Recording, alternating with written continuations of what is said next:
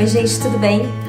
Bom, hoje eu quero falar com você sobre violência urbana e sobre de que modo a gente pode acabar contribuindo para alimentar esse ciclo de violência e de que modo talvez a gente possa, refletindo, tentar criar situações alternativas nas nossas próprias atitudes para quebrar esses padrões por aí. Eu sempre fui muito ligada nas questões coletivas, né? Sempre gostei muito de observar o coletivo e de entender a nossa função nesse coletivo. Eu realmente não acredito que a gente viva dentro de uma bolha. Todos nós somos em relação e a gente precisa uns dos outros. A gente não pode achar que se tá tudo bem aqui dentro, então eu não preciso me preocupar com o que tá lá fora. Tudo que a gente faz tem um impacto na sociedade. Tudo que a gente faz tem um impacto que vai se propagar como uma onda até pessoas que estão muito distantes da gente. A gente precisa parar.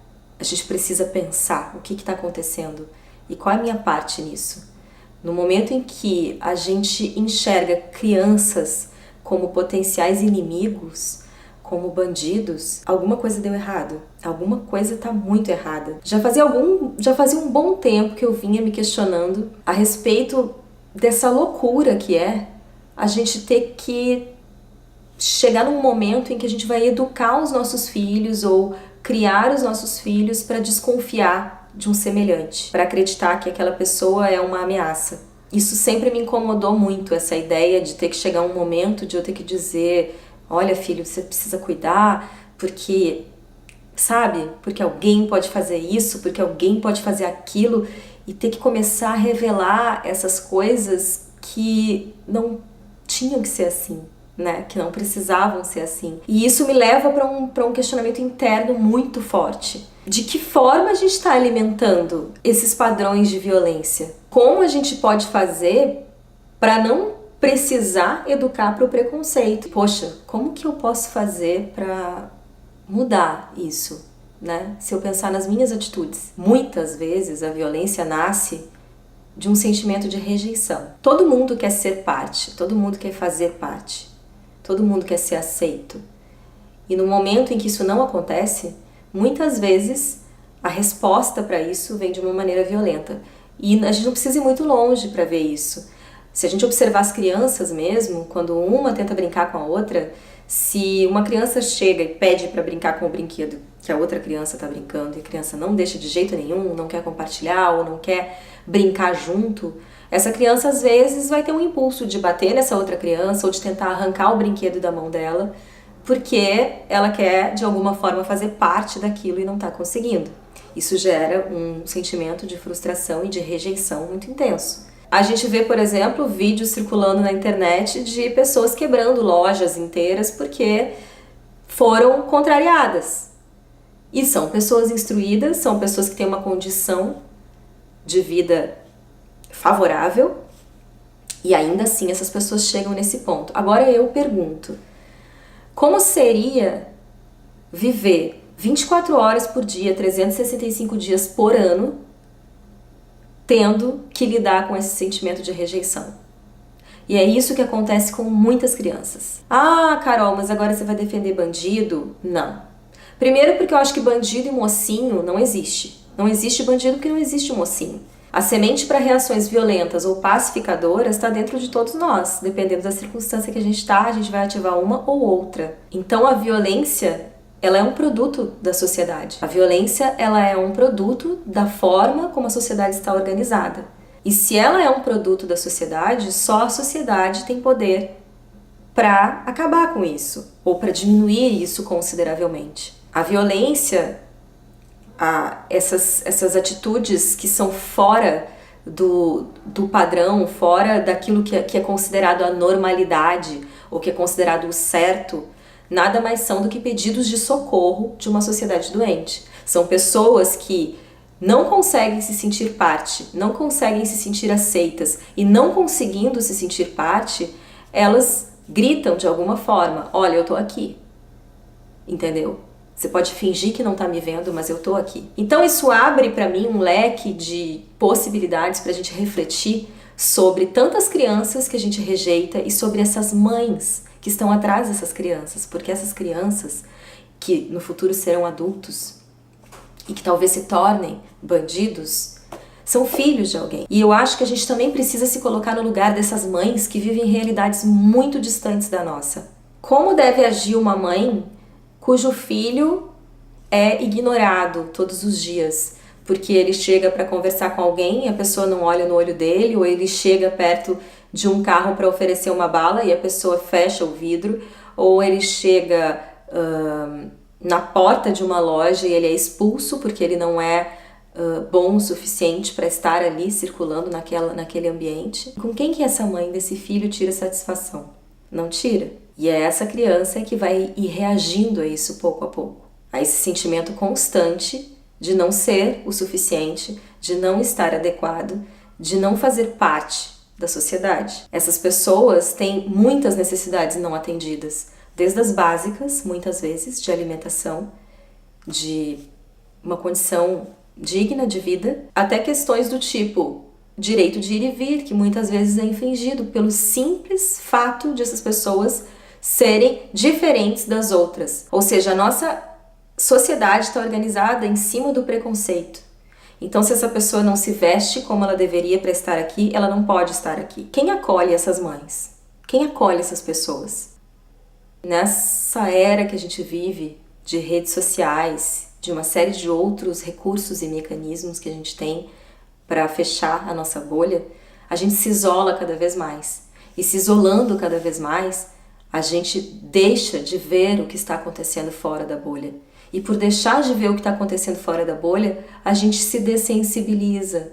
A gente aprende a olhar para isso como uma coisa normal, quando não deveria ser. Se um semelhante meu não está bem, como é que eu vou estar bem? A gente vive uma sociedade do medo, que sustenta uma série de indústrias, que tem interesse em que a gente sinta mais medo. A gente para se questionar sobre isso, o que move as nossas ações, o quanto a gente é movido pelo medo. A gente tem medo de não ser aceito, a gente consome um certo tipo de roupa, de aparência. Por medo de envelhecer, a gente consome um tipo de estética.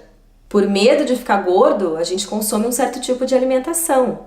Por medo de morrer, a gente consome um certo tipo de saúde, de remédio. Por medo de não ser bom o suficiente, a gente consome um certo tipo de ensino. E por medo de não ter dinheiro suficiente para alimentar todo esse ciclo, a gente consome um certo tipo de estilo de vida, em que a gente trabalha de uma maneira desenfreada, abre mão do encontro com o outro na sociedade, porque a gente não transita praticamente mais por aí, não se cruza. Então a gente trabalha desenfreadamente para sustentar um sistema praticamente suicida, porque a gente tem medo de não ter dinheiro. E por que a gente tem medo de não ter dinheiro? Porque a gente tem medo de ficar pobre. E por que a gente tem medo de ficar pobre? Porque a gente tem medo de não ser aceito. E aí a gente volta lá para aquele começo. E ainda tem gente que acha que existe independência. No fundo, a gente sabe que essas pessoas são tratadas de uma forma diferente. E a gente não quer isso pra gente. E se a gente sabe que essas pessoas são tratadas de uma forma diferente e que a gente não quer isso pra gente, por que a gente compactua com o fato de essas pessoas continuarem sendo tratadas de um jeito que a gente não gostaria de ser tratado?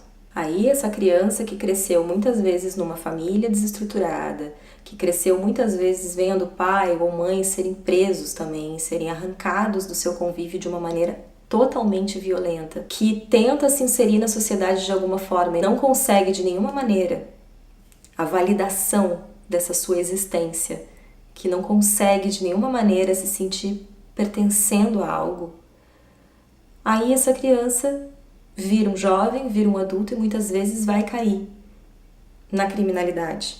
A criminalidade é quase que um caminho para o reconhecimento social que essa pessoa não consegue alcançar, tentando fazer parte de uma sociedade na qual ela não se encaixa.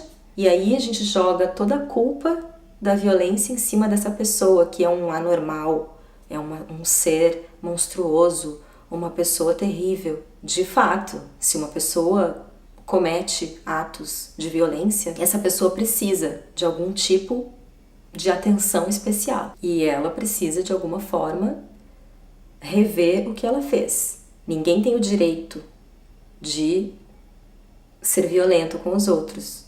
Mas a gente não pode simplificar isso olhando apenas para o sintoma e querendo remediar isso com mais violência, com mais repressão. E violência gera violência. Então aí é mais um ponto para a gente pensar na educação que a gente dá para os nossos filhos. Para romper esses ciclos, a gente tem que romper dentro de casa e tem que romper na rua também. Quem é mais bandido? A pessoa que rouba um remédio numa farmácia porque não tem dinheiro para comprar para o filho, ou aquele que rouba bilhões da sociedade, por exemplo? Quem tem mais chance de ser punido? Quem é mais bandido, se é que existe isso? A gente tem uma justiça que usa muitos pesos e muitas medidas. É uma justiça que não é justa. Quantos inocentes a gente tem na prisão? A gente está se baseando no preconceito. E as nossas punições estão muito mais baseadas num sentimento de vingança do que num sentimento de reparação, do que num sentimento de recuperação. Ah, Carol, mas você é muito idealista, isso é utopia, nunca vai acontecer. Não, já acontece. Eu tô falando de um modelo possível que dá certo em outros lugares do mundo, onde o índice de criminalidade é muito baixo, onde o índice de reincidência em prisões é muito baixo e onde criminosos conseguem se reintegrar à sociedade de uma maneira satisfatória. E se existem sociedades que estão vivendo de uma forma diferente, é porque tem alguma coisa, tem alguma conta que não está fechando. E ela é do coletivo. Tem um ditado que fala que é preciso uma aldeia inteira, uma comunidade inteira para criar uma criança. Então as crianças da sociedade são responsabilidade de todos nós. Não dá mais para fingir que não está acontecendo nada. Dentro de uma comunidade, o problema de um é o problema de todos, ou pelo menos deveria ser. Por medo da violência, a gente consome um certo tipo de transporte, um certo tipo de moradia, uma série de outros produtos e subprodutos. A quem serve o medo? Quem está se beneficiando disso? Existe uma sociedade que tenta nos levar a acreditar o tempo todo que a pobreza é algo que tem que ser mantido lá longe, que eu tenho que me distanciar disso. É ali que estão os problemas da sociedade. Enquanto a gente sente medo e se isola uns dos outros, a gente tira o foco de questões maiores que estão por trás disso, de todo um sistema que se baseia nessa luta de classes. O medo distrai a gente. Quanto mais medo, mais isolamento. E quanto mais isolamento, menos percepção a gente tem sobre o que acontece, sobre a realidade. Eu já vivenciei a violência urbana mais de uma vez. Eu sei o sentimento profundo de impotência que isso gera. Mas, acima de tudo, o que eu mais senti nas 2 vezes em que eu tive oportunidade de experimentar isso foi uma tristeza. Uma tristeza muito grande por saber que existem pessoas, existem potenciais humanos que estão sendo tratados de uma forma tão indigna que chegam ao ponto de agredir o seu semelhante. A gente fala muito, nossa, a vida tá banalizada, a violência tá cada vez mais terrível, eles não dão nenhum valor à vida, mas o quanto a gente banaliza a presença dessas pessoas, o quanto eles são banalizados o tempo todo, o que eles vão aprender com isso? Se a gente tem consciência crítica em relação a isso, tá na nossa mão fazer alguma coisa. Eu não tô aqui dizendo que a violência precisa ser aceita. Pelo contrário, é justamente porque é inaceitável que a gente chegue a esse ponto que nós precisamos fazer alguma coisa diferente do que a gente vem fazendo e que não tá funcionando. Então fica aqui a minha reflexão para que a gente pense mais em tudo que tá por trás de uma criança que a gente vê na rua e que muitas vezes a gente tenta evitar, para que a gente pense melhor nas mães dessas crianças. No que a gente pode fazer dentro das nossas limitações, com o que a gente tem, no lugar onde a gente está, para de algum modo começar a quebrar esses padrões de segregação que tanto geram revolta e violência. Se você quer que uma pessoa aprenda a amar o outro, ela precisa primeiro amar a si mesma. E ela só vai amar a si mesma se na relação com o outro ela construir essa segurança, esse vínculo. Talvez seja pelo amor, pela empatia, pelo reconhecimento, pelo pertencimento que a gente possa chegar a algum lugar. É simples? Não, não é.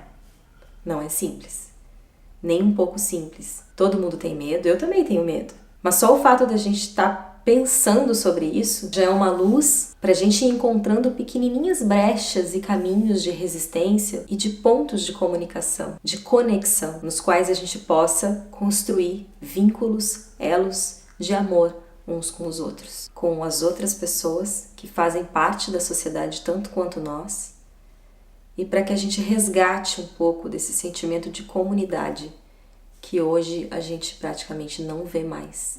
E é isso, gente. Espero que vocês tenham gostado desse vídeo. Sei que é um vídeo difícil, talvez polêmico, mas eu precisava muito fazer. São questões que estão muito presentes para mim e sempre estiveram, desde os tempos de faculdade de psicologia, onde eu atuei muito na psicologia social. Se vocês curtiram, curtam aqui embaixo, se inscrevam no canal, compartilhem com outras pessoas. Até o próximo vídeo.